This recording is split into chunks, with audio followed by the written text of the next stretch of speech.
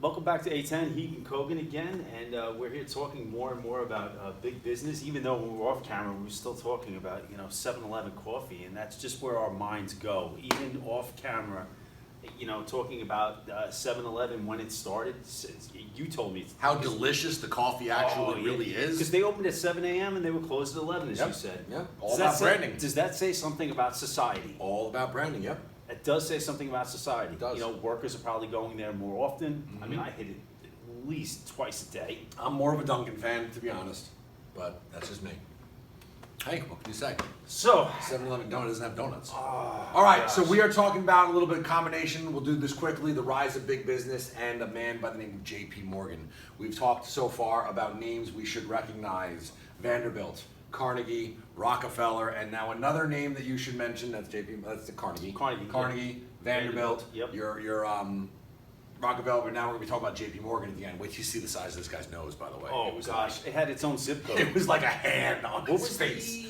the acro? Oh, it was like a form of like acne, I think it was. Oh, was it? Yeah, something. I mean, to that effect. he's got a schnoz. Oh, He reminds my me of gosh. those Muppets on Sesame Street, the honkers.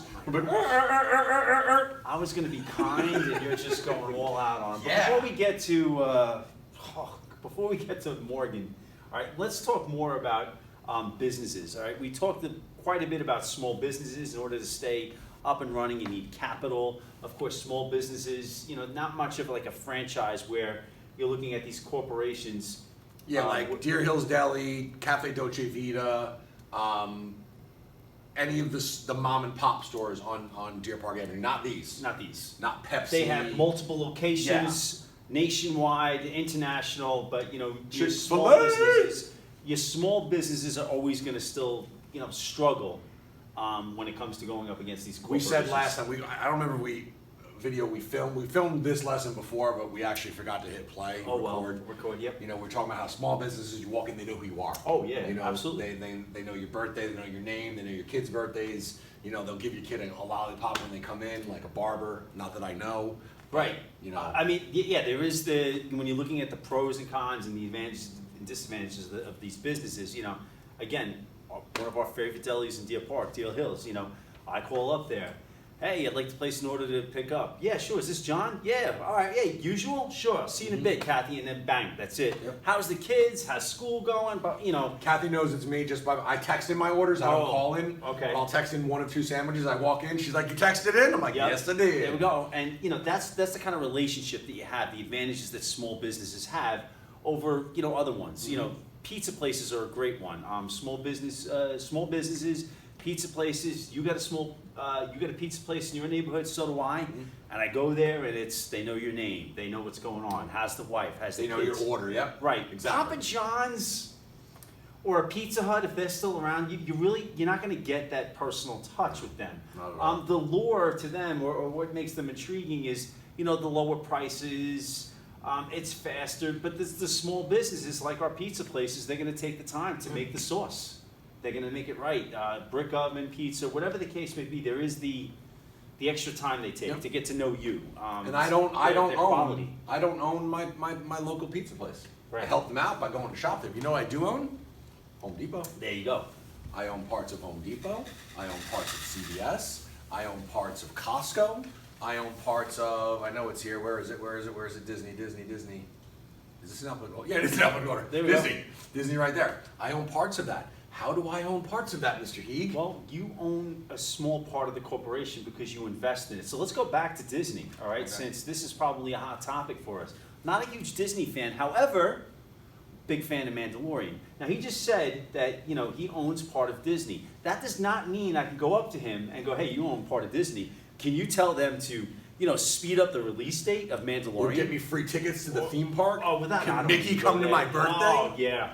But the thing is that he invests in them. And by this, there's a couple of things you can do with your money. I like to think of 3. You can buy stupid stuff, you could save it in a bank account, or you can invest it. Now, your financial advisor later on in life is going to say, hey, if you want your money to work hard for you, you're going to use your money to make money. So if he invests in something like, for example, Walt Disney, right? If he's going to invest in Disney, he's giving them some of his money so they can use. What are they going to use it for? to develop another Mandalorian season, product development, research development, paying their employees. Now, Disney does not float or exist just on Mr. Kogan alone in terms of what he invests. You have thousands, if not millions, who invest in Disney, and that's what they do with the money because businesses need capital. They always do. Whether they're improving the product, paying their employees, or expanding or merging, another word that we We covered. said before, Shark Tank. Oh, yeah, perfect example. I've got an idea, Yeah. but I don't have the money. So I go on Shark Tank, Absolutely. I get people to invest in me. Sure. Now that's not quite corporations yet, Right. but those people are hoping to build a corporation. You got Like that that idea. at McDonald's. Yeah. I own stock in McDonald's as well. Doesn't mean I can go in and be like, hey, I want breakfast all day. Wait a minute, I can do that now. Yeah, they do have breakfast all day, don't All right, but when they didn't Yeah. have breakfast all day, I couldn't go into McDonald's and say, hey, I want breakfast all day. We own stock in Facebook or Nike, social media platforms. We were talking about the shoes that Nike creates. Snapfish, no? What is this? Snapchat, TikTok. TokTik. Is this Snapchat? This is Snapchat. This is Snapchat. I hate Snapchat. I So despise it. is this how much? A share of Snapchat costs. Really? Yep, only $14. Well, this was as of last year. Last year. As of last year. So if you probably went and looked at that, oh my gosh. So if you probably went and looked at that, might be slightly higher, Mhm. could be slightly lower. Certain things that I've listened to just on the news, they say, social media investments, whether here or any of them, they're not always the safest investments, because sometimes they're a bit Flash of in a the pan. fad, yeah. Whereas, like for example, a McDonald's or a Disney, they've been around before we were even around. Yeah, so like if you could invest in companies, these are the companies you want to invest in because that is their market value. Apple is worth nearly $1 trillion. Alphabet, nearly $750 billion. Alphabet is actually the parent company of Google. right. I didn't know that. So now, wow. Well, Google's starting to, again, when you're talking about business Alphabet. controlling everything. Now, when you look here, this is more my speed. That's a pretty safe investment. Now, the thing is that when you're looking at prices of products, the thing is you have to know when to, not products, investing, when you have to know when to buy shares in a corporation, and that's always tough. That's always tough because you don't know if they're going to take off or they're going to flop. And when they take off after you invest your money into them, if they don't take off, that money's gone. I So feel I an started- Amazon story coming So up. I started I building my feel- stock portfolio when I was back in college. I had a small job in college. Whatever Right. money I would save up, I would start investing. Pretty much when you're broke. Yes. Yes. I'm broke in college. Smart time So to do it. I'm a recently college graduate. It's right around the year 2000, and I have an opportunity with a buddy of mine to invest in this online company. And they were selling at the time at about $50 a share. $50 a share. And I had $1,000 expendable that I could invest. So I could have bought, I'm not really good at math, if it's $50 a share, Yeah, that would buy me 20 shares Right. of this particular company. And I'm like, yeah, but all they sell is books.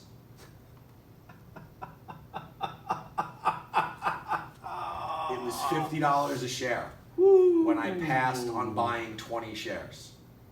And it's now worth $1,700 a share. Oh boy. Yeah.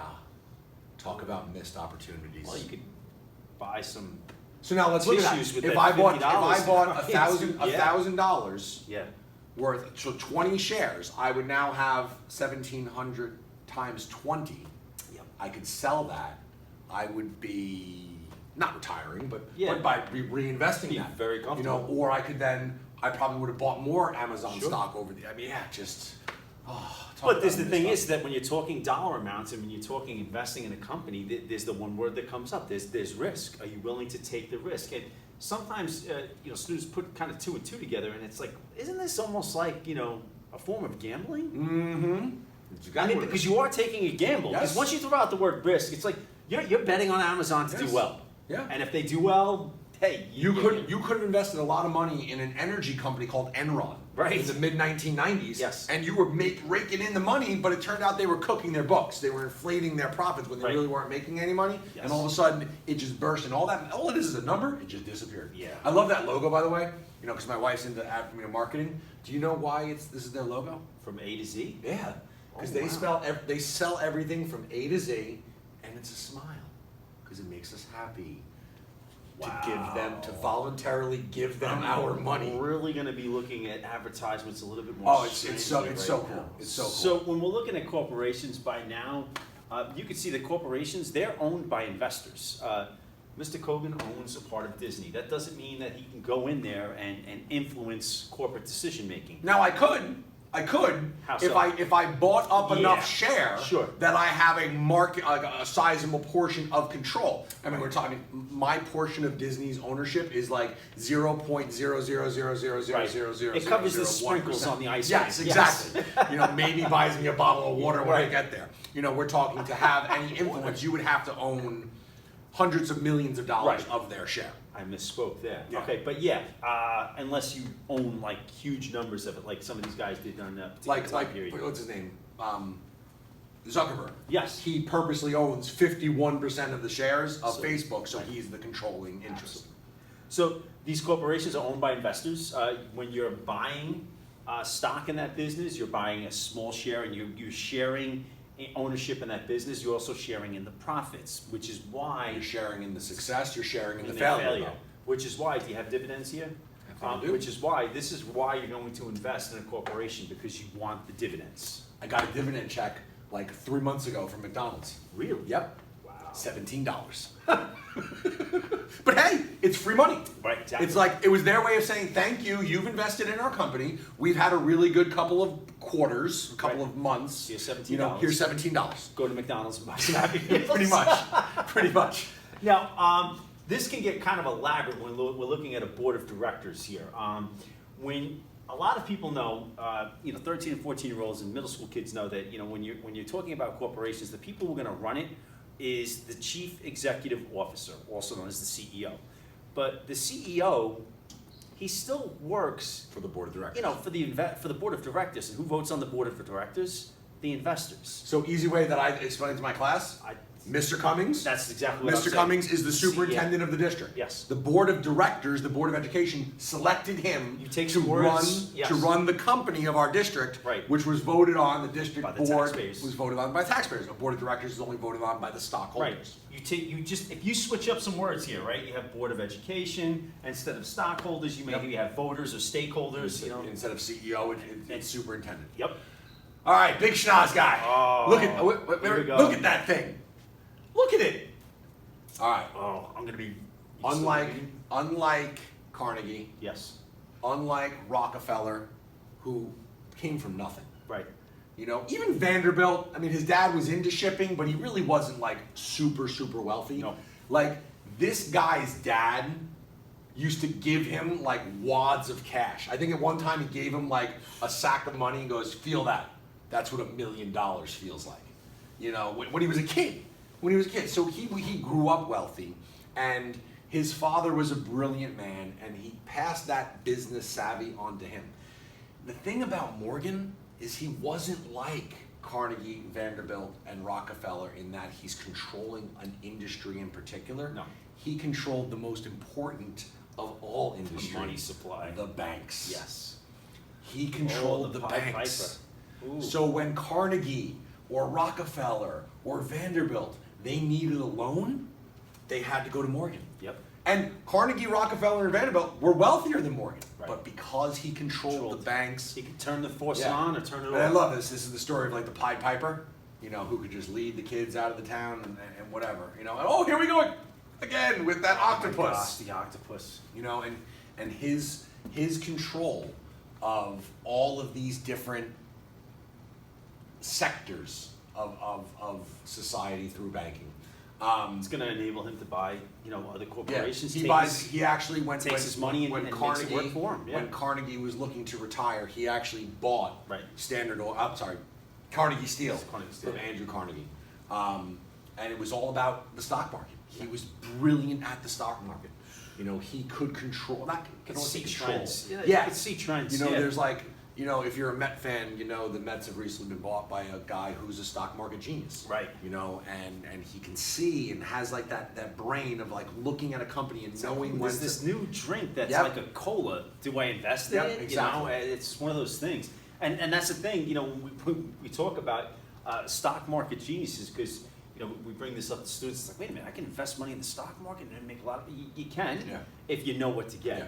if you really So know what to he get. did is he specifically found companies that were struggling, but he recognized they just needed money. Yes. So he bought up the stock in their company. It was Shark Tank before it Yep. was Shark Tank. Until he bought up the stock, until all of a sudden he had the majority of the stock. And now he's the stockholder, he's on the board of directors, and he's literally controlling all of these different sectors of society. Wow.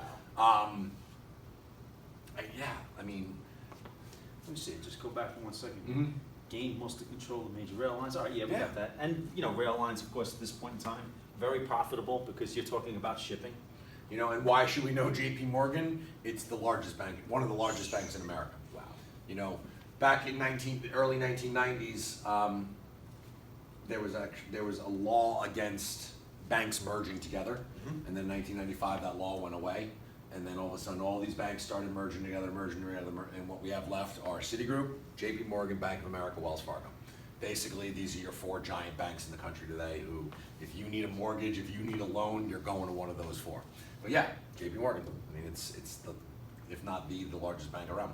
So if we're looking at benefits that corporations and bankers provided to the economy, I mean, we're looking at, you know, if we're looking at capital in terms of bankers providing capital to All these about industries, which is going to help to create jobs, provide services, provide products. Corporations are by people investing in them, they can possibly make money off of that while giving that corporation money. So it's kind of like one hand washes the other. There's kind of a two-way street or a Yeah, benefit I have an idea for a company. I go to a bank. I need $500,000 loan to get that company started. Yep. I have to put up my house as collateral, whatever. The bank Sure. gives me that loan, but I'm paying that bank back plus interest. Right. That's how banks make their money. And So, then those banks as well are probably investing in the stock market, Yep. as you'll see with the 20s and 30s, Yep. or investing in other businesses. the 20s. The 20s. We're almost there at this Yeah, rate. pretty much. Yep. Well, We are thank you for watching. done. Yep.